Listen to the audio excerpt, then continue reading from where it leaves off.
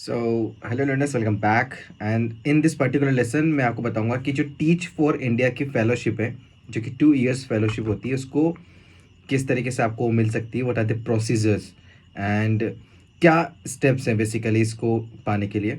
तो ये आज हम यहाँ पर स्ट्रक्चरली देखेंगे, ठीक है। तो स्टार्ट करते हैं। सबसे पहले तो हम यहाँ पर लॉगिन करेंगे, ठीक है। हमारे Teach For India dot organisation पर आप यहाँ पर लॉगिन कर सकते हैं। तो सबसे पहला स्टेप जो इसके अंदर आता है वो आता है एप्लीकेशन फॉर्म का, जो आपको यहाँ पे स्क्रीन पे भी दिख रहा होगा। Application form is a very crucial stage जहाँ पर आपसे कुछ क्वेश्चंस पूछे जाएंगे, जैसे आपके एकेडमिक जर्नी, प्रोफेशनल जर्नी, आपके एक्सपीरियंसेस, एस्पिरेशंस। उसके अलावा एक इंग्लिश असेसमेंट होता है जो कि 25 मिनट का होता है, ठीक है। तो सबसे पहले आपके एकेडमिक जर्नी के बारे में पूछेंगे। आपने क्या ग्रेजुएशन किया है या मास्टर्स किया या पीएचडी किया, क्या आपने किया है, तो उन सब के बारे में, राइट। तो आपको वो सब यहाँ पर मेंशन करना है, जो वहाँ पर परसेंटेज पूछी जाएगी, in percentage and in CGP जैसा भी आपने किया है, तो आप वो सब कुछ करेक्टली फिलअप कर देना। नेक्स्ट स्टेप आएगा आपका जो कि है वर्क एक्सपीरियंस का। अगर आपने कहीं वर्क किया है तो ठीक है, नहीं किया तो आप उसको ना लिख करके या फिर नो लिख करके भी कर सकते हैं, ठीक है। नेक्स्ट बात करते हैं हम इसके अंदर कुछ क्वेश्चंस पूछे जाएंगे आपसे, जब हम बात करते हैं ना एक्सपीरियंसेस एंड एस्पिरेशंस की, तो यहाँ पे कुछ क्वेश्चन पूछे जाएंगे। किस तरह के क्वेश्चंस होंगे वो होंगे सर एंड मैम, जैसे कि हम यहाँ पे बात करते हैं कि जो यस कि प्रीवियसली जो आपने काम किया है उसके बारे में, कौन से लीडरशिप रोल्स हैं जो कि आपको उसके अंदर मिले थे और आपने उसको किस तरीके से फुलफिल किया है ना। और लास्ट 4 साल में आपके पास जो भी बेसिकली जो आफ्टर द 12th अगर आपने कोई काम किया है तो उसके बारे में आप हमें बताएं। कौन कौन से चैलेंजेस रहे जो आपको लगता है कि आप और बेटर कर सकते थे, उसके बारे में आपको उसके अंदर बताना है, लिखना है, प्रॉपर एसेस लिखना है, मोर देन 125 वर्ड्स लिखना।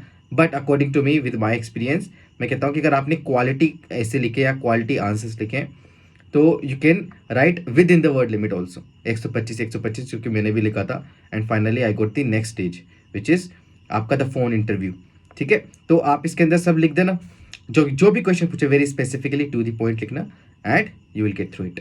Then after this first stage of the application form, the next stage is the phone interview, ठीक है। फ़ोन इंटरव्यू हर किसी को नहीं आता है, फ़ोन कॉल।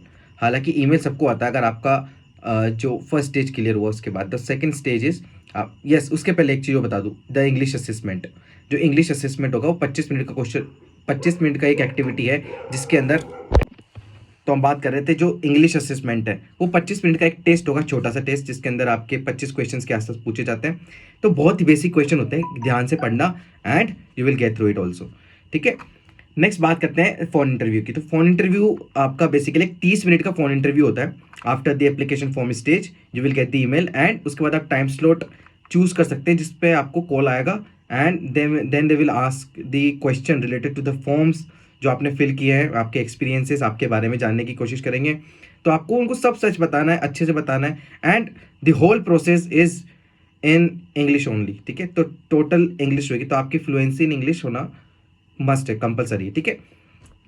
सो यस, तो आफ्टर द फोन इंटरव्यू आपका एक नेक्स्ट स्टेज होता है which is the assessment centre day, ठीक है। असेसमेंट सेंटर डे है, एंड इसके लिए अगर आपको फ़ोन इंटरव्यू क्लियर होता है तो आपको ईमेल आ जाएगा, and a particular day you can decide उस दिन आपका असेसमेंट सेंटर यहाँ पर लगता है। तो उसके लिए आपको साइन इन करना पड़ेगा। 2 तरीके से होते हैं, इन पर्सन होता है, एक ऑनलाइन होता है। तो अगर आप इन पर्सन करना चाहें तो इन पर्सन भी कर सकते हैं, यानी कि दिस इज़ दी आपका ऑफलाइन, ठीक है। तो आपको वहाँ पे सेंटर पे जाकर के पूरी एक्टिविटी में पार्टिसिपेट करना पड़ेगा।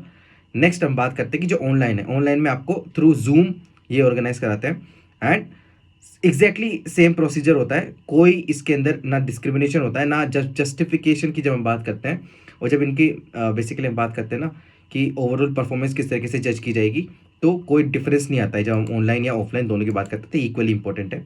तो क्या होता है बेसिकली असेसमेंट सेंटर डे के दिन आपको बेसिकली इसके अंदर कुछ एक्टिविटीज कराई जाएंगी, एंड फर्स्ट एक्टिविटी इसके अंदर होती है सैम्पल टीचिंग एक्टिविटी, ठीक है, जिसके अंदर आपको 5 मिनट का टाइम दिया जाएगा। You can teach any topic जो कि पर्टिकुलर वहाँ पे दे देता है, क्लास 6th 8th 10th कोई भी एक सब्जेक्ट का, साइंस मैथ्स लेकर के आप जो है एक पर्टिकुलर टॉपिक रेडी कर लेना पहले ही, then you can teach 5 minute से 1 सेकंड भी ज़्यादा नहीं दिया जाएगा आपको वहाँ पर। तो you should remember this. Second is group activity, जहाँ पर कुछ ग्रुप एक्टिविटी होगी, यानी कुछ टॉपिक्स आपको दिए जाएंगे, कुछ डेटा आपको दिया जाएगा, जहाँ पर आपको उसको असेस करना है इन अ ग्रुप, एंड फिर आपको फाइनल कंक्लूजन पे वहाँ पर बोलना है। तो group activity is very interesting and very fun activity according to with my experience. Second, third होता है आपका क्रिटिकल थिंकिंग एक्टिविटी, जहाँ पर आपको कुछ डेटा दिए जाएंगे, ये भी एक पर्टिकुलर टेस्ट की तरह ही होता है। तो इसमें भी आपको टेस्ट देना है, कुछ क्वेश्चन पूछे जाएंगे, आपको उसके आंसर देने based on the data, very important. Next होता है आपका पर्सनल इंटरव्यू, उसी दिन होगा इन द जो फर्दर प्रोसेस है।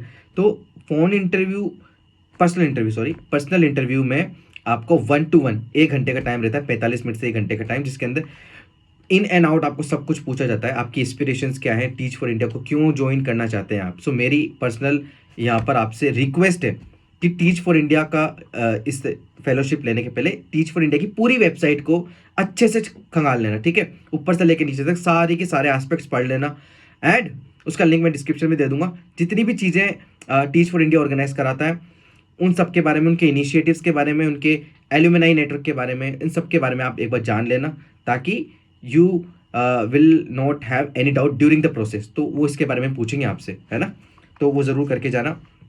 तो प्री रिक्वेस्टेड्स तो यही है कि आप कितना जो teach For India society NGO के बारे में जानते हो, वो सब चीज़ें, राइट। ओके, तो थोड़ी और बातें बता देता हूँ, जैसे कि after the 2 years you will be added into the alumni network, जहाँ पर आपको काफ़ी सारी अपॉर्चुनिटीज़ मिलती है सोशल एरिया में, एजुकेशन में, हायर एजुकेशन में, राइट, एंड गवर्नमेंट इनिशिएटिव्स में आप कहीं भी काम कर सकते हो। उसके बाद फेयर्स वगैरह लगते हैं, जहाँ पर आपको बुलाया जाएगा। You can get into any company जो भी वहाँ पे आती है। आप TFI में भी काम कर सकते हैं इसके बाद में, you will gate have the opportunity. लेकिन उसके पहले अगर आप असेसमेंट सेंटर जो डे होता है बेसिकली, उसको भी अगर आप पार कर लेते हैं, तो then you will get the email कि आपका जो इस पर्टिकुलर कोहोर्ट में सिलेक्शन हो गया। So you will have to join the initiative, कि 5 हफ्ते का एक इंस्टीट्यूट प्रोग्राम होता है इनका, पुणे में होता है, राइट। तो वहाँ पर आपकी 5 हफ्ते तक ट्रेनिंग होगी। उसके बाद you will get the school and the city. तो आपसे सिटी भी पूछी जाएगी, जो कि 8 सिटीज़ में ही है इंडिया में, दिल्ली, मुंबई, कोलकाता, बैंगलोर, चेन्नई करके 8 सिटीज़ हैं, अहमदाबाद। तो और आपके पास एक चांस होगा उसको चेंज करने का भी। तो आपसे पहले ही प्रेफरेंसेस पूछ ली जाती है कि आपको कौन सी सिटी में काम करना है, 1 या 2 जो भी आप दे सकें वो दे देना, जो भी अकॉर्डिंग टू योर सुटेबिलिटी है, ठीक है। तो राइट, ग्रुप एक्टिविटीज़ के बारे में। So this is all about the procedure, okay. So ये पूरा प्रोसेस था, जिसके बाद आप जो है you will get the TFI fellowship, and 2 साल तक काम आप इसके अंदर कर सकते हैं, okay. So this is all about the initiative, and if you are interested, you can go and directly apply for the 2024 cohort, right? Okay, so I also suggest one more thing कि आप जो है notes बना लेना। ये भी जो website से आप जो चीज़ें देखेंगे, जैसे कि कौन कौन सी सिटीज़ में और उन पर्टिकुलर सिटीज़ की क्या स्टोरीज़ है, तो स्टोरीज़ में बहुत अच्छी तरीके से यहाँ पर एक्सप्लेन किया हुआ है TFI के बारे में। So this is all about the initiative. अब आप अगर आपको इसके बारे में कोई भी जो डाउट हो, तो you can ask me, okay, in the comment section. तो I will answer, and thank you, have a nice day.